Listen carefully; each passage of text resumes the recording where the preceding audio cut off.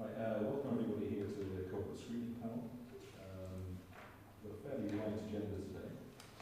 We'll kick off with to connect our systems, which is where that started last year, is underway but has still got a way to go, and that's why our view is that what you have in front of you is not what we would like to do ultimately. When we are stronger in those connections, we think that we'll be able to give you a better quality output. So that's another one of the reasons why we're very much here to listen. So just as an additional point for assurance, because it's probably a question that will be in your mind, we also provide a monthly business critical indicator report to the executive team. So the things that could be potentially a risk at an operational level are managed and recognised within services, and they feature in a much shortened report that makes it in front of obviously the senior managers in the authority to spot whether there are any risks or actions that need to be addressed and tackled straight away. But that's held within exec team. We don't present that further up because the focus is on longer term outcomes and impact. So if you're happy to do so, I'll ask Nick to connect better to intelligence and connect their data systems better as well. So we are on a journey. It probably feels as if, is this it? It isn't. It's the beginning of where we are.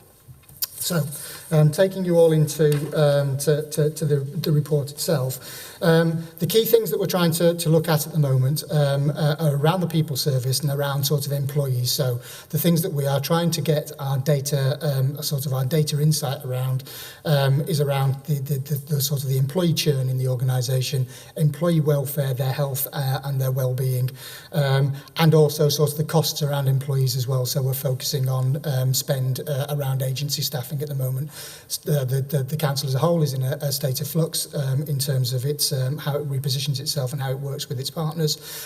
So we're in a little bit of a state of flux around agency spend as well. So that's reflected in this report. So the kind of areas that we're looking at: people strategy, sickness absence, employee resourcing, a little around inclusion and diversity, and then how we're kind of sort of setting ourselves up to procure more effectively.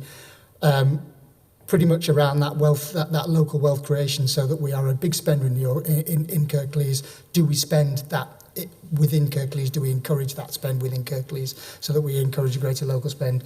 And then there is a little bit around sort of the intelligence function, which is basically summarising what Andy has already told you, that we are trying to implement those kinds of technical solutions and also culture change solutions as part of that process. So really the highlights for this particular time that we'd want to draw your attention to are four.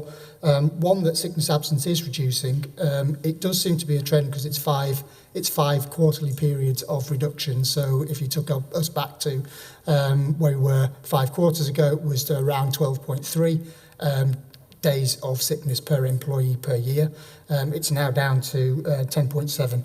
So it does feel as if it's a trend. So what we're trying to do then is understand whether that is something that would have happened just through all other things being equal, or if it is actually a push that we've made. We have made a push on employee well-being and healthcare, and it's trying now to find the data sets within there that they can evidence anecdotally by individuals, so that they have whether they feel as if they're in a better place as a sort of an interaction with employee healthcare, but then aggregated up whether that sort of output and outcomes data can be linked to this as well. So that's where we are, and we're trying to sort of build that as we go through.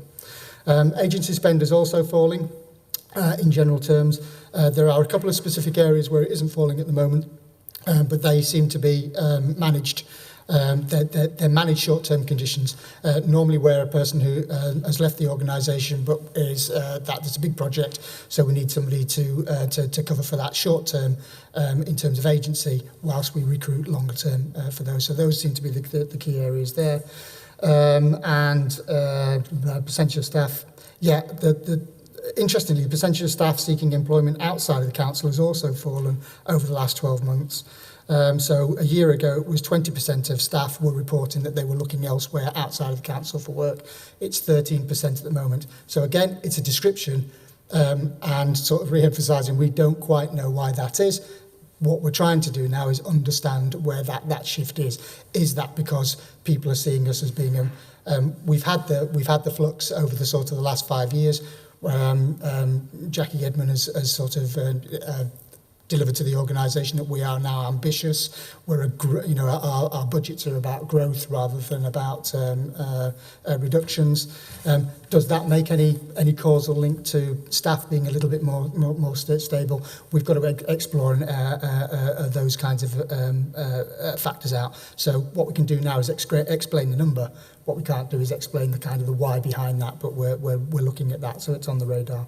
And then finally, just as a sort of a general point, 44% of the council spend with its top 300 suppliers is within suppliers that are within Kirklees, so that equates to 111 million. That's a figure that yearly we'll keep analysing, so trend over time. That's a benchmark. We've got that one measure. This year we'll carry out the same again. We'll see whether it goes up or down depending on where we are, and then we'll gather trend over time as well. That's kind of a whistle-stop tour through. So, any questions? I've got one or two questions, but I'll hold them. Thank you for that. And number of points really. If I just go effectively through the report. And whether probably this is more for the HR team rather than yourselves, but the comment about the staff volunteering scheme being launched is welcome.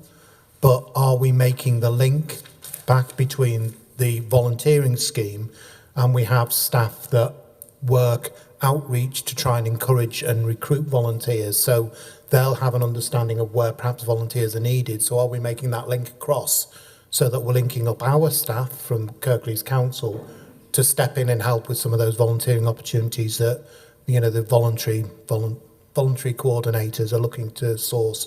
So can we just pick that up perhaps? On sickness and absence, there's a couple of comments here. One of my comments about what I'd like to see also in terms of this plan or this update, there's two things that are missing for me in general. One is, what is our ambition? What is the plan aiming to achieve? So, yes, sickness levels are at 10.7 days at the moment. What are we aiming for? By when? Because you can't do a real comparison if you don't know. Have we achieved it already? Are we nowhere near achieving what ambition we set out at the beginning of the year in the corporate plan? And that can be read across all of the areas. And then secondly, in a similar way, and you may not be able to do this for every area, but it's certainly something we should be working towards, is have we got any peer comparisons? So, if it's 10.7 here, what is it in our, the comparative councils across West Yorkshire, for example, or with, key private employers even, or the NHS? Or, I don't mind what comparisons you use, but I think if we're going to make real use of this data, it's got to have context around it, because otherwise we're just patting ourselves on the back, but we don't know whether we're doing well or badly, to be honest. The other comment I would make about both the sickness absence and the reduction in agency staff and the reduction in people that are looking elsewhere is we've had a huge transformation in children's services over the last couple of years. If you went back a couple of years, I should imagine that was all of those individual areas. If you looked at children's services, they would have been appalling, and I'm sure they're a lot better. You didn't mention some of the transformations in some of our services. You probably need to look at those as well. Is that giving us some understanding about why these figures are trending much more positively? And then just a typo. I'm sorry about this, but on employee resourcing, you're suggesting in Q1 we only spent £1.26 instead of 1.26 million. So if you're using the report again, just put the M in. Yeah.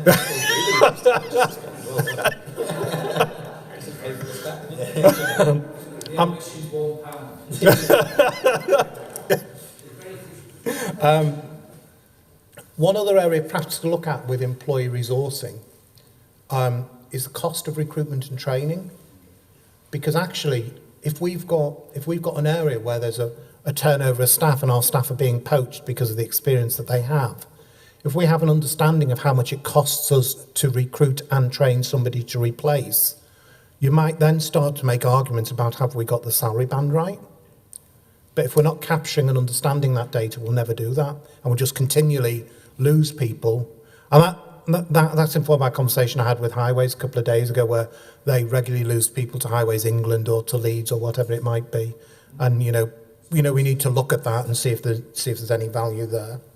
On inclusion and diversity, one of the things when this came to council, one of the things I asked about was when we were talking about categories that we were looking at in terms of diversity. One that was missing for me was for carers, and I don't know whether that's been picked up. And there's no reference to anything here. It's not so much about diverse backgrounds. It's more about people who have additional responsibilities, and we need to be tracking how we're supporting those individuals, because it's only going to increase over time as more and more of us end up caring perhaps for elderly relatives, or we have relatives who may have learning disabilities. And then finally on the local wealth creation, again, I think it's a point I've already made really. This all looks fine and dandy, but has that improved? What is our ambition, and what does it look like for our peers? Because really, at the moment, it's some numbers, and I don't know whether that's good, bad or indifferent, because I can't really tell. Thank you. Okay, I've got Will then John, but do you want to tackle some of those first? Do you want to have a bit of a go at those?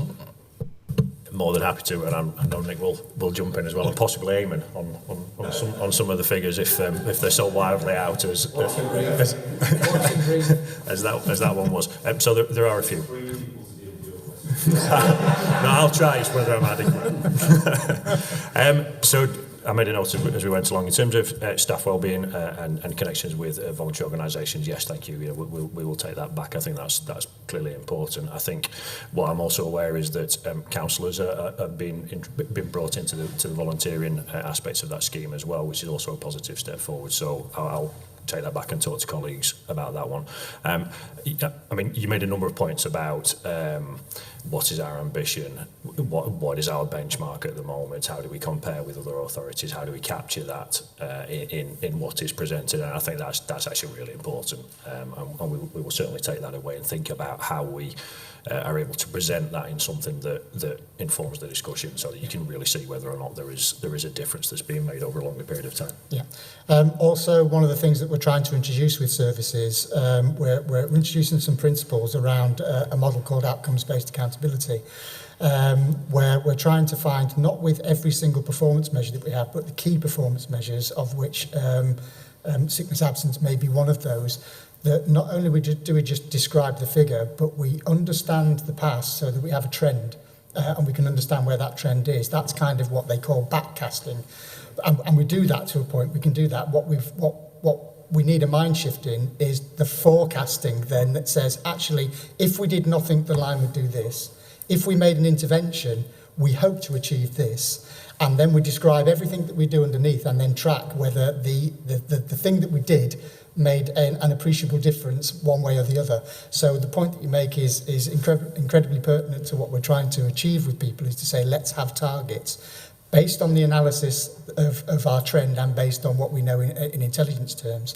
And then the final challenge for those really principled, those performance measures that we give the harder test to, is then understanding the context. Is that good or bad in relation to other people? So we have clocked that. And it's about now finding the mechanisms to identify what those 50 might be for the organisation as a whole, and hold them to higher account, and be able to then describe that better to everyone who has an interest in them. But then there's a whole sort of grouping of indicators underneath that where one goes up or down and it's alarming or it's a success, we can then dig deeper into the relational and supporting performance indicators underneath to understand then why that's the case. So this is a sort of a longer term journey, so I would hope sort of as we go through that, you will recognise that in the reports going forward. Okay.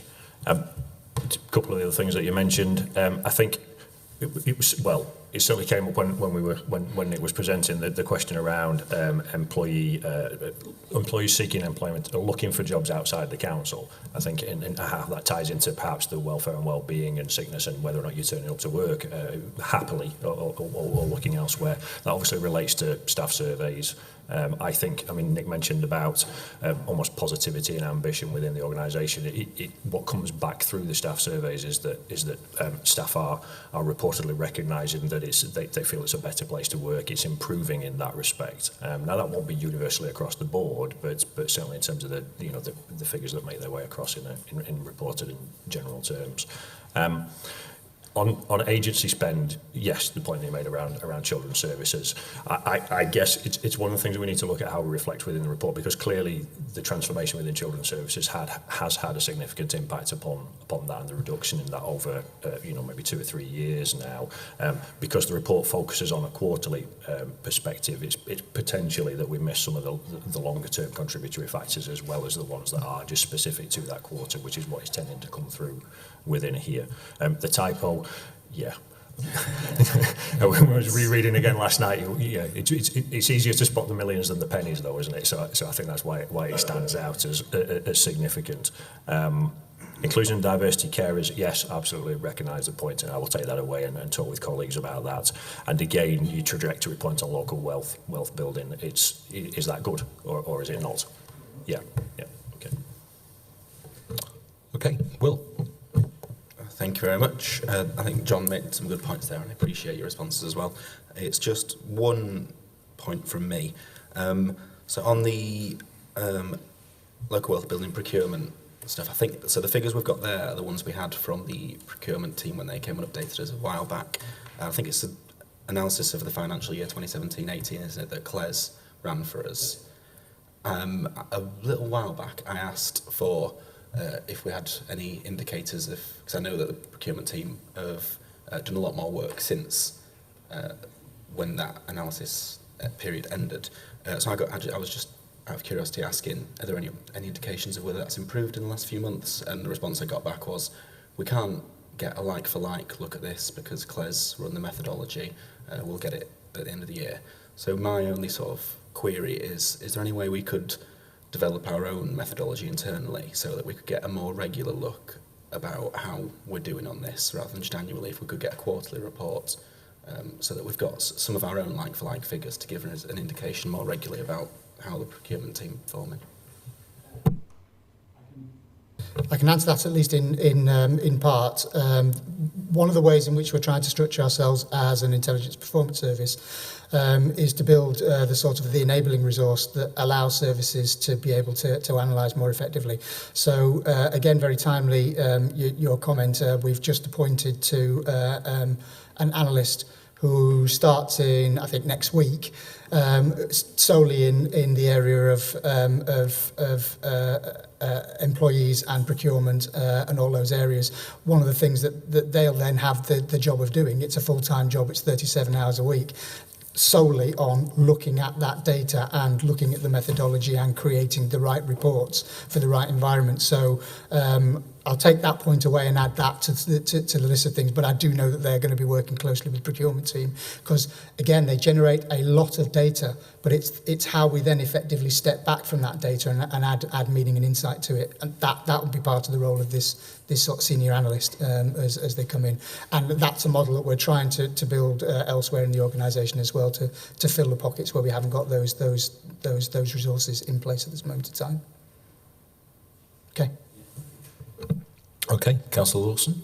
Thank you, Chair. I think what's coming through today is that this is just a snapshot and, all the information is there and we're just looking at these, we're just skipping through the high points of what's going on here. That said, though, there's a couple of things that, the first couple of things I'm going to say, probably, I don't know, you'll have this information, it's whether you need it in this report. So on making most of our resources, we say 44% of our council spend is with top 300 suppliers. It'd be nice to have some idea of how many people are actually involved in that. So how many families are we supporting? How many careers are we supporting in the borough with those suppliers? And that'd be just a good bit of information to have, I think. On outputs and impacts, Work Council makes in the sickness and absence. I'd make the comment that if we have good news to say about things like long-term sick figures and things like pre-tribunal resolutions, so things that we've avoided going to full tribunal on, why not talk about them? Why not put them in? And if that information is there, why not sort of brag about it a little bit?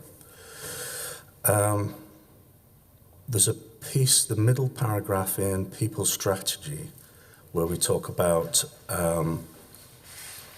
development of senior management and staff. Reading between the lines, that's all about growing our own, isn't it? It's all about growing our own talent and building in efficiency that way and making sure that we retain the talent that we do have. Organisational memory is very important. Let's put it in there. We're doing something. Why are we doing it? And I think that's probably should be in there.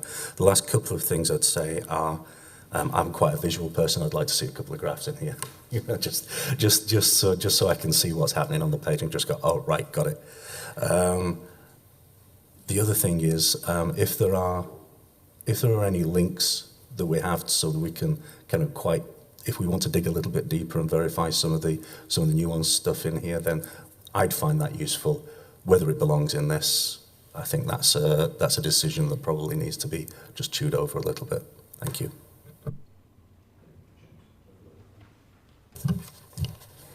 Yeah, just a few things. So the first one was just obviously around sickness and staff, and just thinking more widely about staff well-being. One of the things that I notice, and I appreciate all these things come with costs and things, so it's probably part of the reason, but it does appear to me that some of the offices that we have are not the best work environments that they could be, just because they're quite tired, old. Some you go around in the summer, it's absolutely stiflingly hot, so and I guess it might be cold in winter, I don't know. But I just wondered if that's anything we looked at in terms of improving the work environment, because I presume that would help support people's mental health and their wanting to be at work. Any buildings in particular you're thinking of? I forget what it's called, but the one that's across the road from the parish church.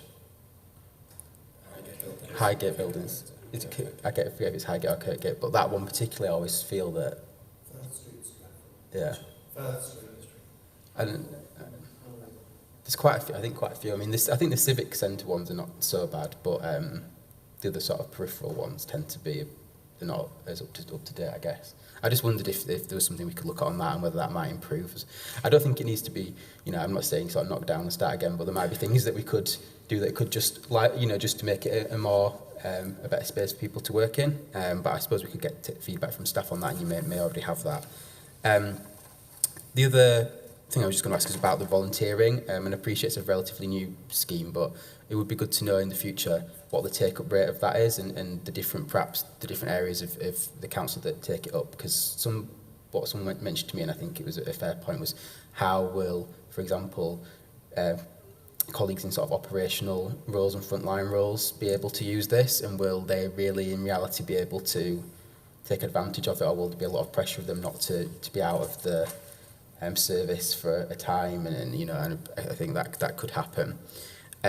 And then just the last one was just on procurement and wealth building. I know we've discussed this previously when we've had presentations on it, but it was just around how, when we're doing procurement, we bring into that things like the real living wage and pay for people who are working there. So I'm particularly thinking about some of the sectors, I guess, that will be investing in things like social care and things like that. And I know other councils do commit to signing procurement contracts with real living wage there, and I'd be interested to know how many, I don't know if we do know, but how many of the suppliers actually are paying a real living wage, and how we could maybe ensure that going forward, or at least make that a key part of our procurement process, because that's the only way, obviously, that we're really going to build wealth, particularly at those lower income levels in the area. Thank you. Okay, thank you for those points. So obviously I made notes as we've gone along. A few areas in there. The point about use of resources and how many people and families are we supporting as a consequence, that's really helpful. I think getting down into the granularity of the data and being able to provide that is something that we need to look at for improvement within there. And yes, I mean the point on it, if we've got good news on long-term sickness figures, then why wouldn't we present that there? So we'll look at that. That's helpful. I think in terms of development of senior management and staff, it's in here because it is something that we think is improving, and we think it's a real positive message to come out of there. I think you're absolutely right in terms of growing our own talent. That's definitely a key factor within here, because that's the right thing to do to support people development. That will also help with their well-being and enjoyment of work. Some of the points that are made in there are really important around our approach to restorative working. So how we improve people's experience of work and how we improve working together, but equally understanding the impact upon communities. So when we talk about system leadership, that's about helping staff to understand that they work in one organisation, which is a part of a broader collection of public offering, and working with business as well and voluntary sector. So what is our impact in those areas? And I think we can bring out more of that in the future. Nick, do you want to say anything about visual representation? There's a couple of things. The first one is we're trying to find a balance between, and in most of these circumstances, take something like the people strategy, there is a governance arrangement around the people strategy and a reporting environment that reports in far more detail than we do here. So there will probably be much greater detail of information there. And in this report, the kind of the unique selling proposition for it is that it's the one place where you can get a sound bite of everything. But what we're kind of hearing is that probably we need to sort of get that balance a little bit more, so we put a little bit more of the detail in here. But safe to say that that there is more data underneath that. So that's one point. The other point is we have purchased a piece of intelligence software, are in the process of testing that out and doing a first level of implementation for that. What it does is it sits above all of the sort of the data stores, and it will pick out pertinent pieces of information. What we're trying to do is to develop sort of automated dashboards for those things, which then would be available to executive team, to cabinet, to scrutiny, so that you would then be able to sort of self-serve. Eventually, it would be live data sets, because it would come into those data sources. You could go in at any particular point in time, go into a corporate sphere dashboard and pick out the relevant pieces of that. Hopefully, then you'd be able to sort of subdivide that and go, that's really interesting, but what's the difference between, say, children's services and economy and infrastructure, and dig deeper. So that's part of an ongoing process now. We're developing some test dashboards now. We'll once we've tested those out, we're confident with the quality of the data, we'll sort of release those out at another point as well. But it's an important investment in access to data, and access to data that isn't reliant upon us coming to this particular forum. We will do, because we will always tell a story at a particular point in time, but giving access when people want that access on a self-serve basis. So that's the plan going forward. And personally, I think that will make a massive difference. I think it'll be a significant difference in what you receive and what you're able to get access to, and it should make it more engaging, more accessible, more up to the minute, I guess. That's the ambition. If I may continue with a couple of the other points. So the point around office accommodation is really well noted. I think it's something that we're aware of, and it features in numerous places, I guess. So when we talk about our greater use of mobile and agile technology and where people work, that's obviously in the context of a better experience of work and where to be, what work actually means in terms of your workplace. But the points about specific buildings, I don't think they are missed. I think it's something that we are aware of, and as a part of the council's asset strategy and longer term approach to office accommodation, then they will be picked up within there and certainly feature in staff wellbeing considerations. So we will take that further. And the point on the procurement figures and I guess getting underneath that, yes, noted, we will take that away. And also on that supplementary, I do know anecdotally that procurement have just bought a new client management software that gives them greater ability to be able to add in the sort of the social implications of what they're doing. So reporting on that over time should get better as well. I know we're promising a lot and not delivering too much at the moment, but that's the kind of the place that we're in. We're just trying to get people much more interested in interacting with their data and converting it into insight, and hopefully the purchase of that piece of software will help them do that with their data over time as well. Philip. Thank you. You've answered much of the question I had, but I'm just thinking if you're, because you're only just developing these now, it'd be useful if you tested one or two of those sort of draft things out with scrutiny, so we can see whether there's things that we think might be missing that you hadn't seen. So that might be useful to do. Next thing was on sickness and absence. Basically, it's difficult trying to identify stress, but sometimes stress is actually indicated. So on a global level rather than an individual level, it would be useful to see how much of that stress-related illness has reduced or gone up. And I suspect there may be, it's coming down, maybe, hopefully. Next thing I was going to pick up on, which I don't think has been discussed today, on the local wealth bit, was the reference to asset transfer and what we're doing to try and measure the success of effective use of the assets have been transferred to community, and if they're actually able to meet the expectations that the council has in that transfer. So it'd be useful intelligence on that if you can do that. And I was just curious about bids being made to the European Social Fund at this time of the process.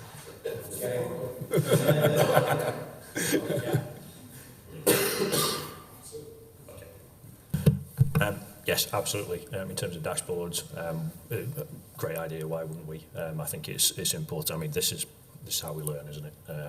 And actually, there's not much point in creating something that you won't use or that you'll find of no benefit. So yeah, we'll definitely do that. In terms of sickness, absence, and the impact of stress and reporting within there, we'll take that away. I think that's well recognised, and see what we can find in terms of the background of the information. Local wealth, but I'd like to take that one away as well, if possible, because I couldn't give you the answer here. Seek to get behind that. Nick may know more, but we will come back on. I probably better not comment on going into the ESF at this point. It's As a general point, though, another one of the kind of principles that we're working with services to accept a responsibility for is that we ask three very simple questions of any intervention: is how much did we do, how well did we do it, and is anybody better off? So in terms of this, we can say how much we've done, whether the asset transfers have gone away, probably how well we've done it. Have we done it within a budget, and has it been done within a date? Has it been project managed okay? The weakness we have is anybody better off as a result? And it's a challenge for us as an organisation to deliver the evidence of impact and outcome, because we've got a lot of how much we do and quite a bit of how well have we done it. We've got very little of the is anybody better off. Some pockets of it, some pockets of good practice, and we have to share that out. Okay. So I've got the questions that everybody else hasn't thought of, so that's going to be really tricky. But a few thoughts that have arisen. Looking at Wakefield One, the establishment they have there for Wakefield Council, a really swish and great place to work. It would appear, 5 or 6 years ago, I think, since it was built. I can't quite remember. But you look at that and think, has the fact that they're working in that sort of environment had a very positive impact on sickness, absence, and such like, and the well-being of people at work? So a bit of cross comparison between authorities would be interesting, I think. I don't know if you covered this really, but there's this thing about percentage of staff seeking employment from outside the council has fallen. There's something about it which sort of says to me, how do we know? Because people are sort of checking websites for things all the time, maybe, who knows, but how do we really know about that? We sort of touched on mental health, but I think it would be really good to get a focus on understanding where mental health how much of that is there. So 'cause somebody breaking a leg in football and not coming to work for six weeks is different from somebody who's off 6 months with stress for whatever reason. It might be family issues, but then again, it might be work issues. So really trying to tease out the information there on work. On local, I'm very passionate about local business and the fact that we need to encourage that as much as possible.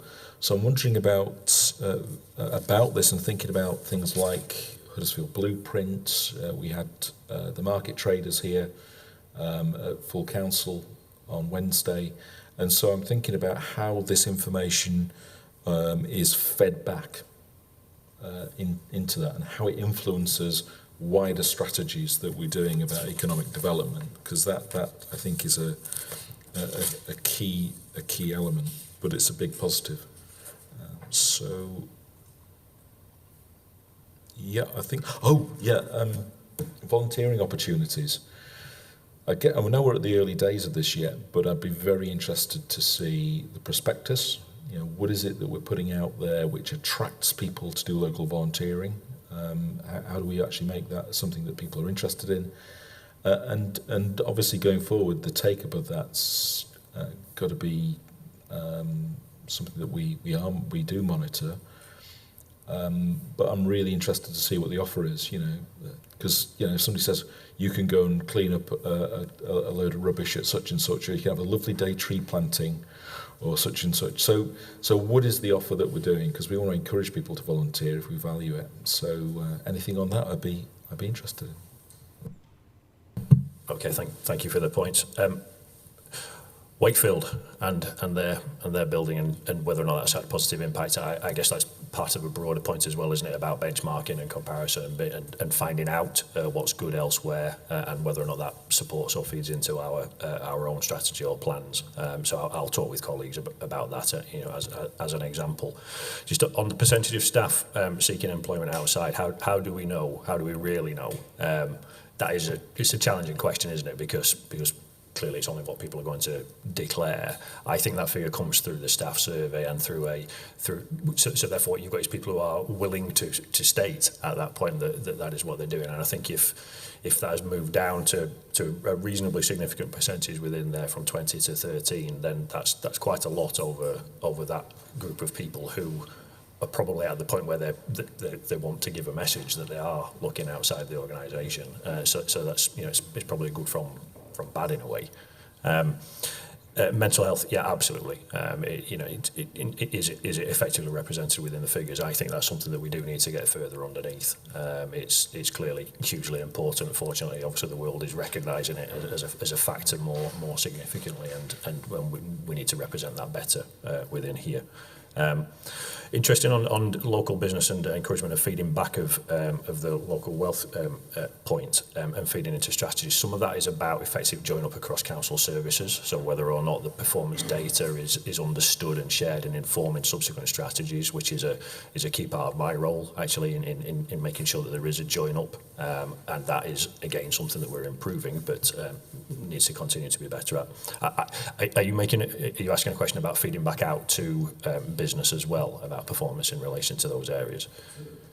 Yeah, I don't know. We will check, but we need to. Colleagues within Nick's area and other services within my domain will be able to come by with an answer to that one. And yeah, volunteering opportunities. I think what is the offer? What's the prospectus like? If that isn't well known, then we've got work to do to make it.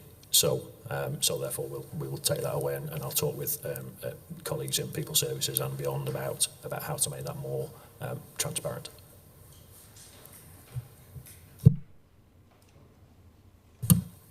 Just two final comments, and just picking up on the volunteering one. We had a volunteering scheme in the bank that I used to work for, and actually the local teams used to organise, and effectively it was like a team away day.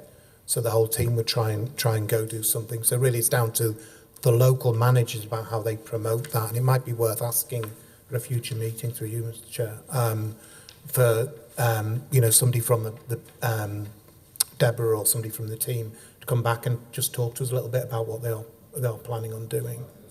Yeah.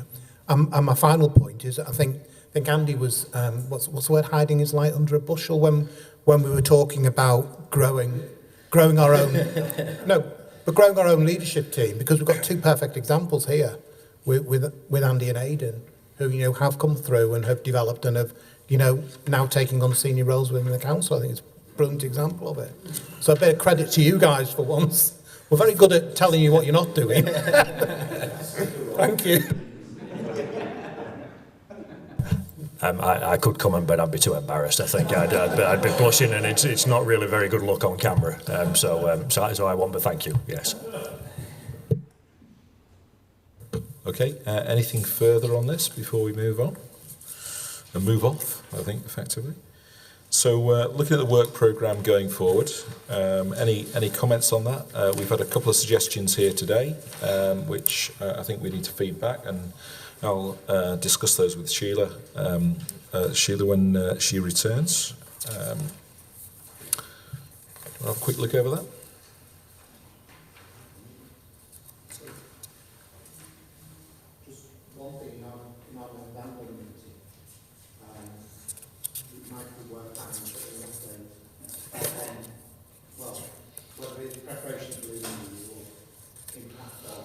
Yeah. We might be whatever. Yeah. Oh, sorry. Yep. So we might be looking at what Oblivion looks like, and going over the wasteland and commenting on it, or we may indeed leave the EU. But there we go.